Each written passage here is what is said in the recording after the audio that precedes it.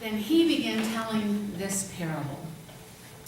A certain man had a fig tree that had been planted in his vineyard, and he came looking for fruit on it, but didn't find any. So he said to the vinekeeper, "For 3 years I have come looking for fruit on this fig tree and have found none. Cut it down. Why does it even use up the ground, depleting the soil and blocking the sunlight?" But he, the gardener, replied to him, "Let it alone, sir, just 1 more year until I dig around it and put in fertilizer. And if it bears fruit after this, fine. But if not, cut it down." I have a story to tell. It's adapted from the book Ethiopian Tattoo Shop by Edward Hayes. And Joyce has done some research on the back of the bulletin. She shared some history of Ed Hayes.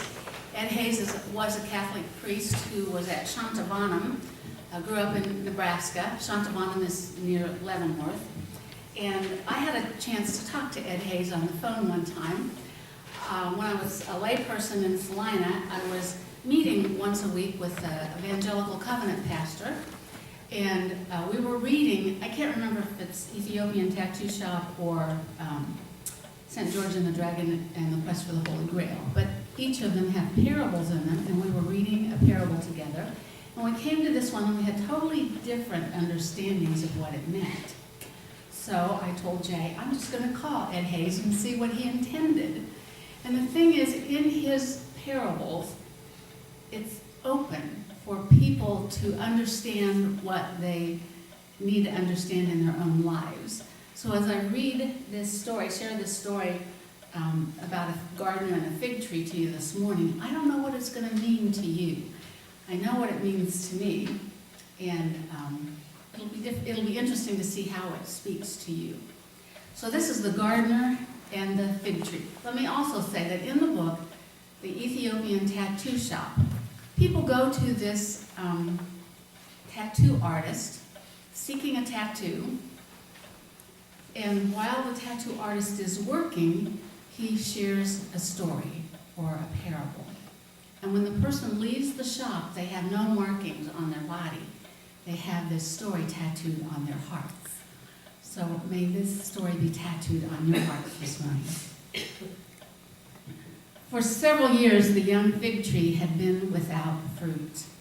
She had drunk fully of the rain, soaked up the warm rays of the sun, and absorbed her share of goodness from the earth. But yet, no fruit had been found on her branches. The owner of the orchard had no patience for what he considered parasites. "Cut her down," he ordered the gardener.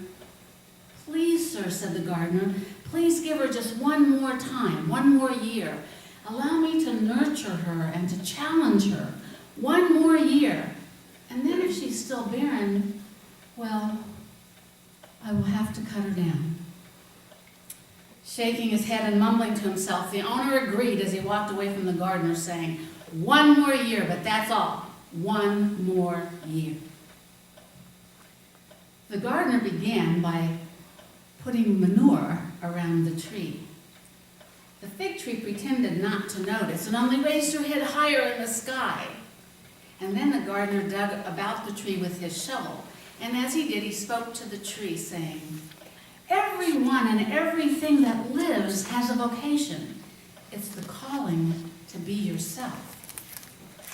The fig tree said nothing, but only sighed inwardly, thinking, who wants to be themselves if they're only a fig tree? The fig tree, you see, thought that fig trees were too common. She had tried to be an apple tree for years, but no apples appeared on her branches. She went to college and took all the courses necessary to become a pear tree, but no pears appeared. She then resorted to taking a home correspondence course titled How to Be a Banana Tree. From this and all her other efforts, only frustration and the fruits of failure grew on her. "I need to find a job I can enjoy," said the fig tree. "A job and a vocation," replied the gardener, "are 2 very different things, my dear fig tree. A vocation has about it a sense of mystery, but a job is a task. It It's something to be done and not lived. A vocation comes from your very roots, from deep down in the dark depths of yourself. And you have fig tree roots. No thanks, said the fig tree. I prefer to be more novel. I think I'll go over to the laboratory and have them cross-gene me. Have them perform a graft with some other tree so that I can be really special. Who knows, maybe I'll become a banapple tree. Think of the news coverage, not to mention the demand for my fruit. If they could just shake up my genes like that. The gardener shook his head and stopped digging as he said, there is something most special about you even now, little tree. You can be creative in the truest way by living out the mystery of your fig treeness. You then become not only something special, but also something sacred. By responding to the challenge to become yourself, you will find yourself in the presence of the real mystery, God. However, both life and God will escape you if you attempt to be what you are not intended to be. And remember, you have only one more year. For the master said he was going to have you chopped down if you do not bear fruit this year. I wish I could run away, said the fig tree. Oh, to have the gift of locomotion like dogs and cats. There's an idea. I could become a traveling tree. I would need special roots that could stand the wear and tear of walking and still be able to sink deep into the soil when it's dinner time. But where would I go to learn such a trick? No, fig tree, interrupted the gardener. Forget about being novel, about being a one and only kind of tree, and be creative. I know that if you would only listen to what's in your roots, you would be most special, the most creative, and the most lovely tree in all the world. Listen to my roots, asked the fig tree. What's down there? Your dreams are down there, said the gardener, and your history, and your passions, and your desires, and other dark mysteries. Well, that's very interesting, but how can anyone think with such a horrible smell everywhere? Asked the fig tree, holding her head as high as she could possibly hold it. The gardener said, I have surrounded you with manure. I realize that it's not the most pleasant of perfumes, but it's one of the real smells of life. Your life, mine, everyone has its share of crap. We all prefer to get rid of it as soon as possible, but we have to learn to live with it if we wish to grow. You, like all of us, must be willing to live with the manure of defeat, mistakes, failures, sickness, pain, suffering, even sin. These are the fertilizers of life. They are really the stuff that enable you to grow, to get in touch with strengths you never knew you had. Yes, my young friend, manure is an essential companion for those who wish to become fully mature. The fig tree was silent. What could she say? The gardener was so philosophical. But even if she didn't have a quick reply, she didn't believe that all of her pain and frustration had helped her grow to be anything but a failure.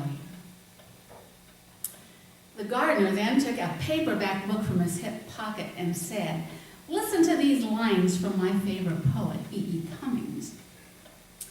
He read, to be nobody but yourself in a world which is doing its best day and night to make you everybody else means to fight the hardest battle which any human being can fight and never stop fighting.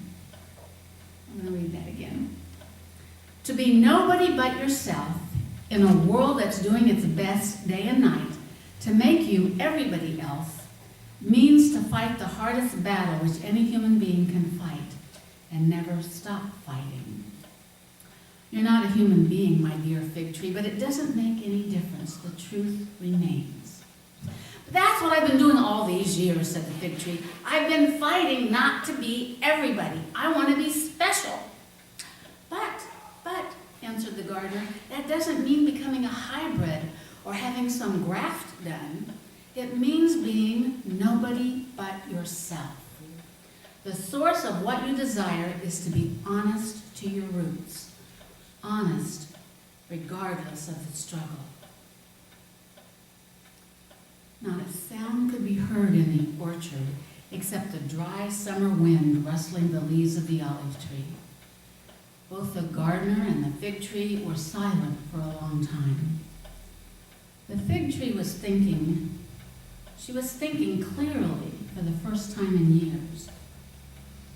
Yes, she said to herself, it was right for me to fight. Only I guess I was fighting for the wrong thing. And trying to be free of what everybody else wanted me to be, I tried to make myself into something that was unique. I was trying to be novel instead of creative.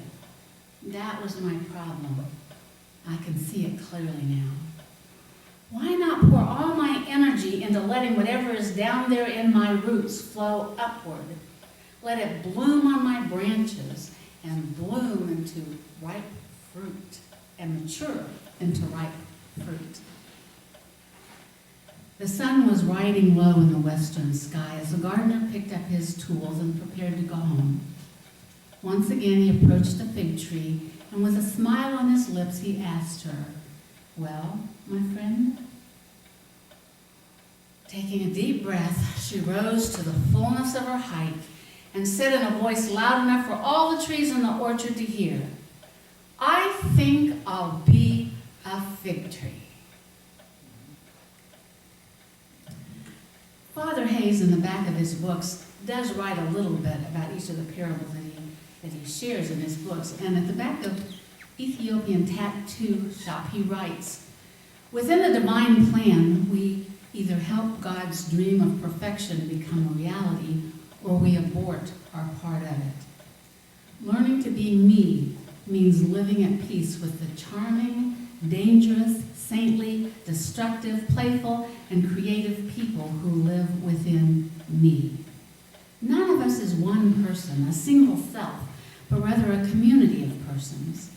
To find oneself is to find the real self, the divinity dwelling deep within.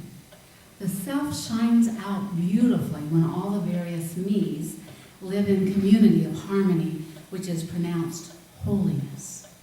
To choose to be me is the most redemptive and revolutionary act any one person can perform."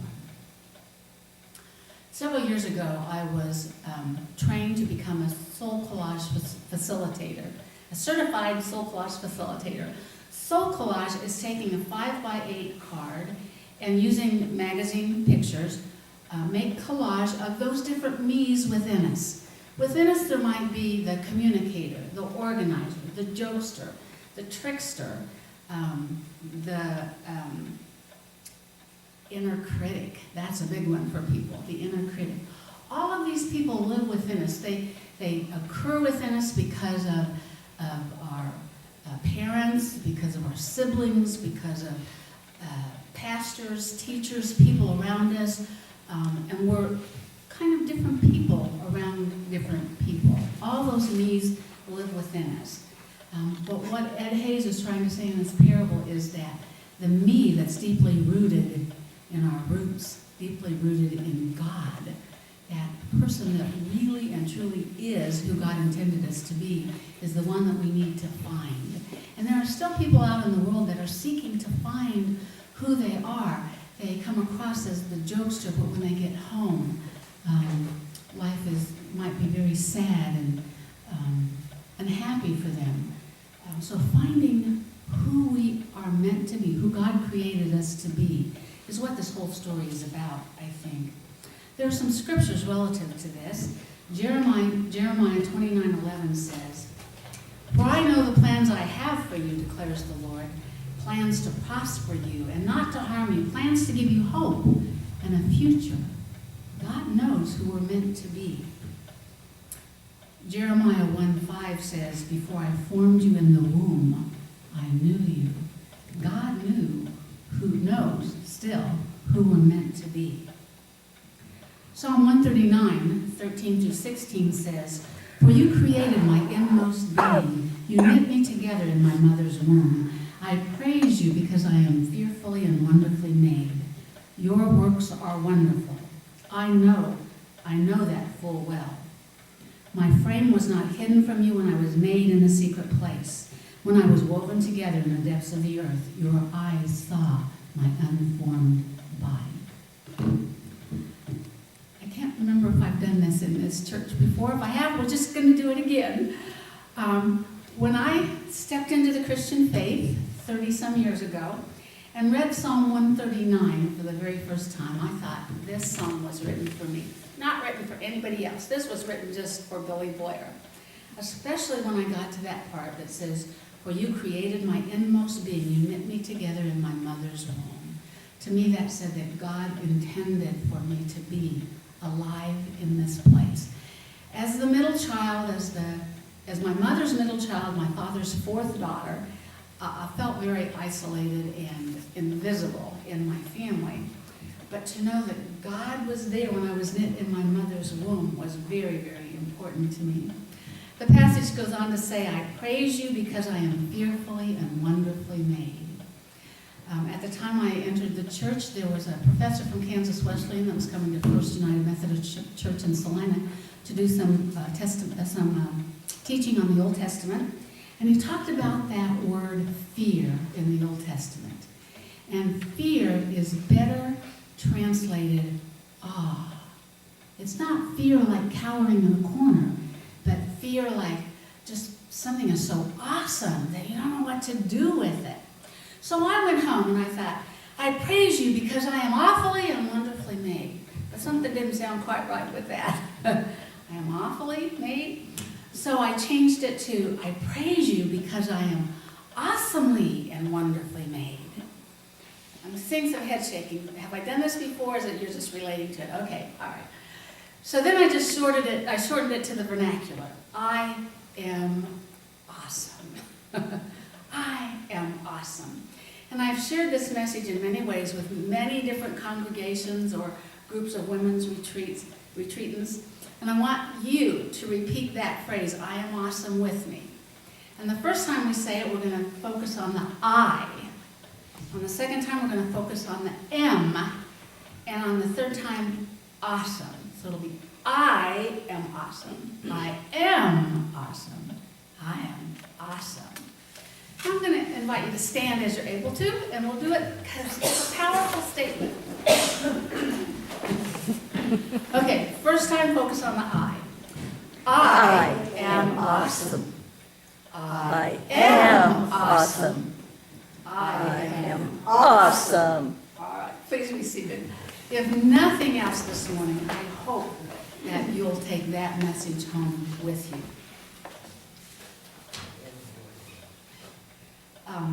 Ephesians 3 says, I pray that according to the riches of God's glory, God may grant that you may be strengthened in your inner being with power through the Spirit, and that Christ may dwell in your hearts through faith, as you are being rooted and grounded in love.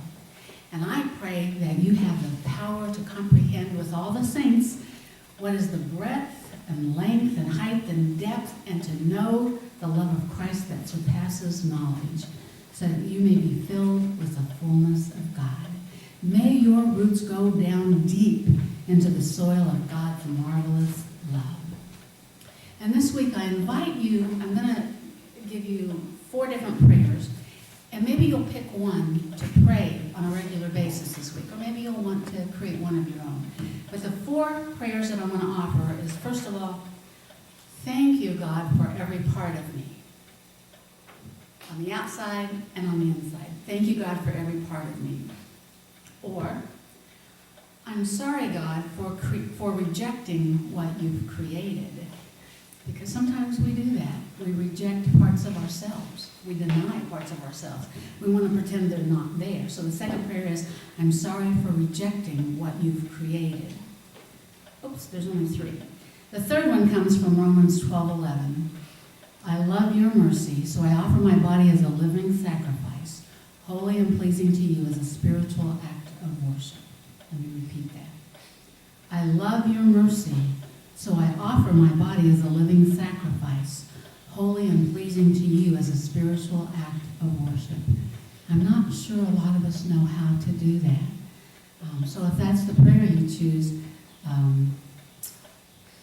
may you find a way to offer your body as a spiritual act of worship. And as I said, perhaps there's a prayer you'll want to devise on your own this week in recognizing that God created each one of us.